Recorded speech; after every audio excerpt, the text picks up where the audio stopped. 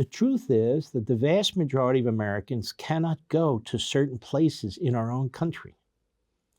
Certain streets, certain neighborhoods, certain cities, given the time of the day, they're no man's land. And there's a lot of horrendous things that are happening in these places. And yet these mayors get reelected, these council members get reelected. I don't get it. Over the course of the last several months, we've seen more and more instances where people have had to defend themselves because of the undermining of the police, which is part of a systemic effort, if you will, by the radical left and the Democrats to kill the blue line and then to disarm you. Most people in most of the major metropolitan areas are not able to get handguns to defend themselves, certainly not rifles. And so what do you have? You have crime-ridden cities where people can't defend themselves. They can't defend their lives, they can't defend their property, they can't stop carjackings, and so you have mayhem. And what's happening is these cities are depopulating. The people who can get out are getting out. The people who can't are stuck. And for the most part, the people who are stuck, not exclusively, but for the most part, are poor people that have no way to get the hell out. They're also stuck in lousy school systems because these mayors in the Democrat Party are bought and paid for by the teachers' unions. And what they're learning is hate. They're learning critical race theory. What they're learning is perversion, sexuality. Not a single school in the Baltimore school system did these schools have adequate grades. Not one.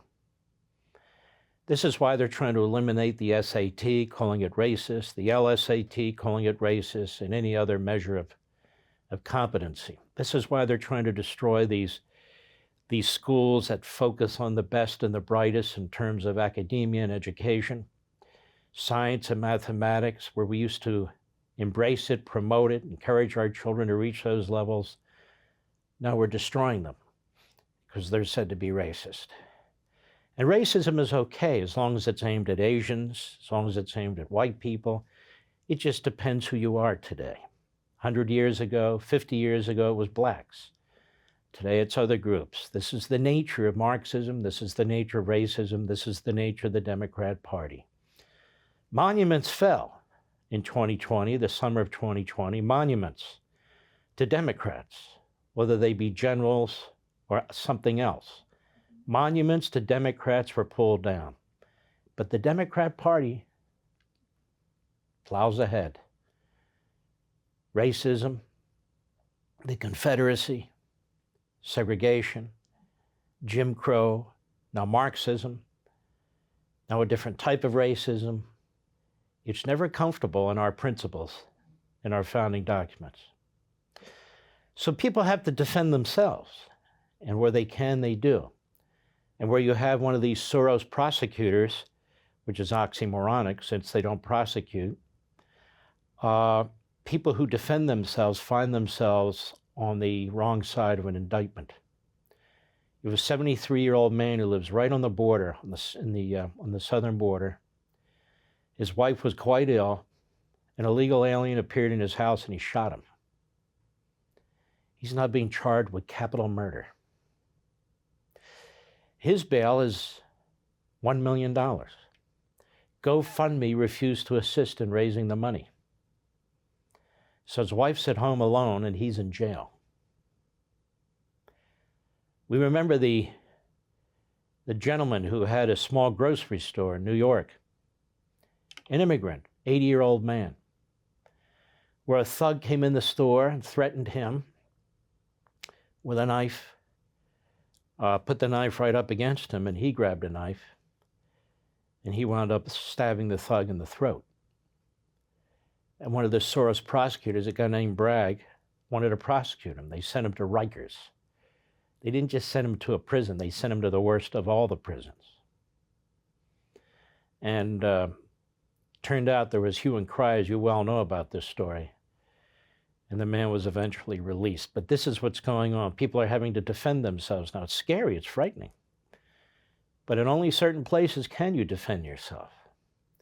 And mostly not in the big cities. Well, I pulled a couple of these together in Texas. there was an armed robber who was trying to rob a hotel clerk. And let's see what happened here. This was just a few days ago. Go. Wild video, very scary video out of Houston, where Houston police are needing help to catch some suspects in a robbery attempt, all caught on camera here. This happened at a hotel, and you can see the suspect there with a rifle just coming right over and trying to come over the desk there to grab money out of the drawer. And that was a scary situation there for the woman that was there working, but she did have a gun on her and was able to scare the suspects away there from that hotel. And what could have been if she wasn't that fast thinking there. Very, very scary moment, all caught on camera. And Crime Stoppers of Houston is asking for information leading to the arrest there. They are paying up to $5,000 for the arrest there of that individual. The hotel clerk pulled out her own handgun and pointed it at the suspect, and that is when the suspect became scared and ran away from the location there on foot.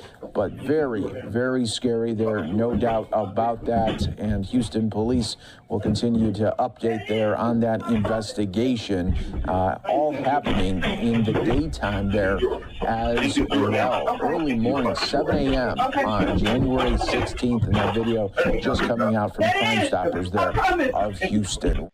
You know, folks, these clerks and people work at hotels, these are just regular Americans trying to earn a buck. And that young lady there, God, she's special. She's fantastic. You saw there was a brief period in which he lost his balance a little bit and was trying to straighten himself. So he pulled the rifle back, and that's when she obviously aimed the pistol at him, and you could hear what she said. I'm going to use this. Seriously, I'm going to use it, or something to that effect. And then he ran off. That took guts. And just a young woman like that, it's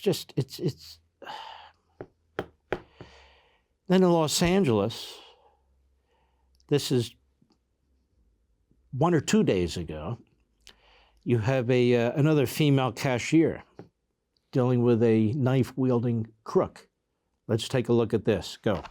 And now at 11, a split-second decision that may have saved a woman's life. A man walks into a convenience store with a knife. She grabs it from him and chases him away. This all happened in the Westlake district a few days ago. But we are just seeing this video for the very first time. NBC4's Darsha Phillips breaks it down for us.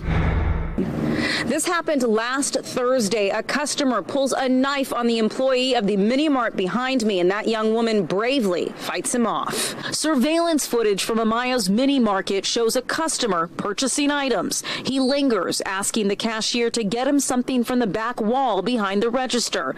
Then he makes his move, pulling a large kitchen knife from the plastic bag he was carrying and pointing it at the cashier's waist. He attacked the lady, telling her to open the register, and the lady, she didn't want to open it. Renee Amaya owns the mini market and says his employee held the knife handle to keep her attacker from stabbing her. She tries to scream for help and is somehow able to wrestle the weapon away, quickly turning the tables and chasing her attacker from the store. It is unbelievable that the guy take advantage of the woman, working by herself here. This happened in the middle of the day, just after 2 p.m. The attacker got away, and police are still searching for him. Amaya believes he may live close by, saying the man had been in the store earlier in the day, possibly overheard another customer making a large money transfer. Amaya says the man left and came back within a few minutes, holding the plastic bag with the kitchen knife, hoping to rob the place after the money transfer was made. I wanted to arrest him, because he can't be outside. His employee, Amaya says, was shaken up but uninjured and is already back at work. He says her ability to stay calm and react quickly under such terrifying circumstances helped keep her safe and sent her attacker running. The LAPD is investigating this crime. They have not caught the suspect. Anyone with any information is asked to call the LAPD. Very, very lucky, that young lady. Really gutsy, another heroine. but she could have easily lost her life. Both of those young ladies could have easily lost their lives. And in fact, many do. Many people are killed in cold blood now in this country, and it's completely out of control. It's interesting that Joe Biden barely mentioned this during his State of the Union, and I'll bet you don't even remember the State of the Union. That's why they have all this big fanfare, and Washington gets excited, and the media is looking for ratings, and then a week later, nobody remembers anything. But it wasn't mentioned very much. And you ask yourselves this: why won't the Democrat Party in these cities do anything? This is LA. Then you saw Houston. What is it? What is the problem? It's just absolutely incredible to see what takes place. The truth is that the vast majority of Americans cannot go to certain places in our own country.